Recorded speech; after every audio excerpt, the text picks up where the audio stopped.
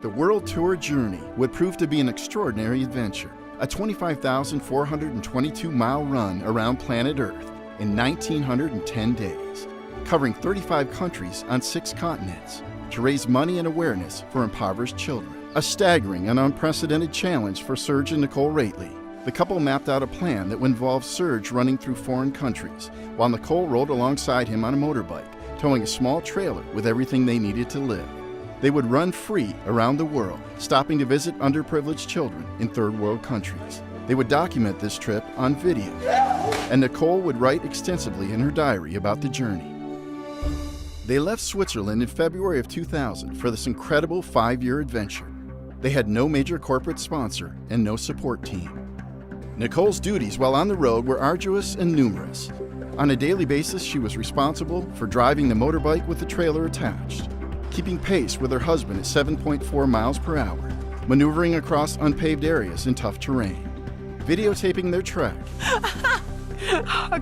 and keeping a detailed written account of their journey, buying food supplies, often in third world countries where she didn't even speak the language, and cooking their meals each night over a campfire made from wood she collected on the road, and acting as a nurse, wife, confidant, and partner for her husband. And she undertook this excruciating physical journey. I'd say Nicole was probably part doctor, part trainer, part coach, part psychologist for him, and an awful lot cheerleader. She impressed me as the kind of woman that was 100% with, not behind, Serge in every step he took. She was there by his side, she was there if he fell down, and she was there to help pick him up. That's uncommon in marriages.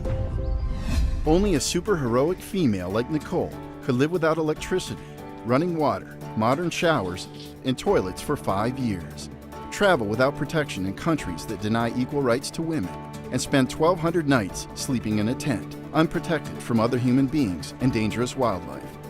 It's incredible to me to think what it was that Nicole did with Serge, because my wife has never slept overnight in a tent once. So I can't imagine what these two experienced together. And I think obviously it was a togetherness journey that they experienced out there, because he was doing the running, but often on the side of the road, the logistics person is in her own way doing more work and having to hassle with more stuff than the person just putting his foot down 1,000,000 times a day.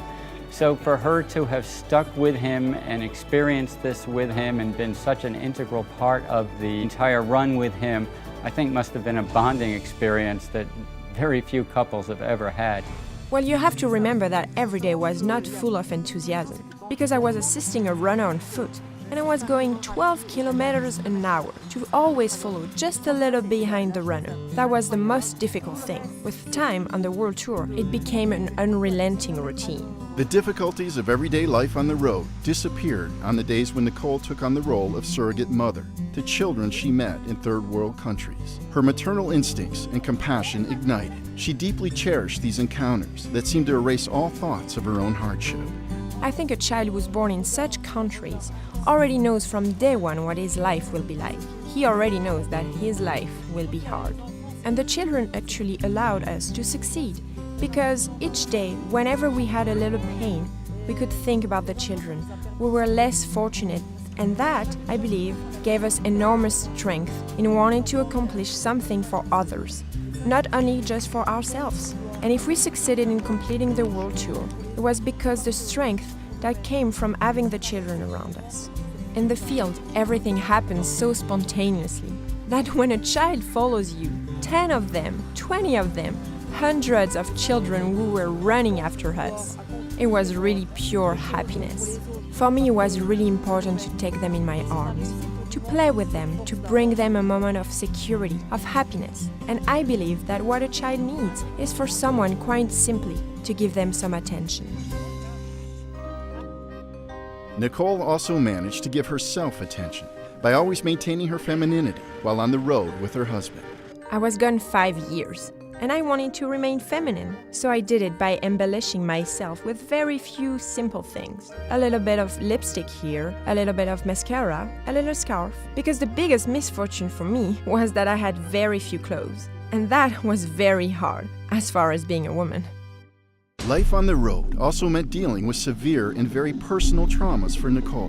While running through Togo and Africa, Serge succumbed to a life-threatening bout of malaria.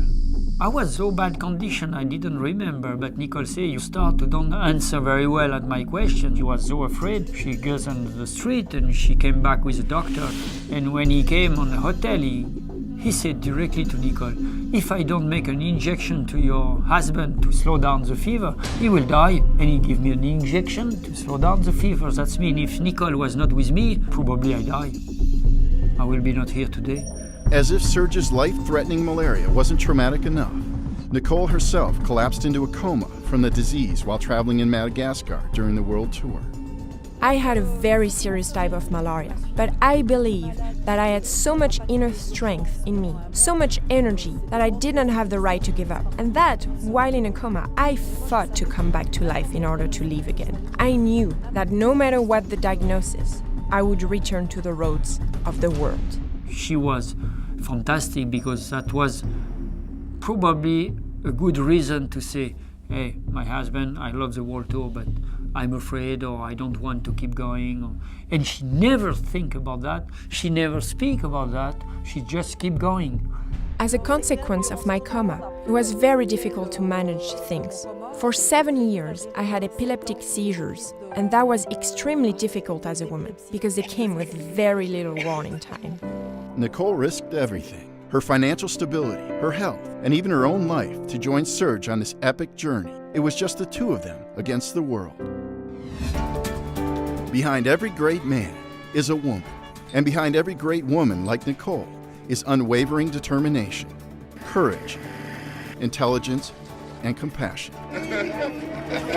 Today, at 44, the extraordinary Nicole Rately works at a medical care facility in Switzerland. She is also the author of a new book, Nicole's Diary, Running the World, Losing Our Marbles, based on the journal she kept while on the 25,000-mile world tour journey. It was published in 2012.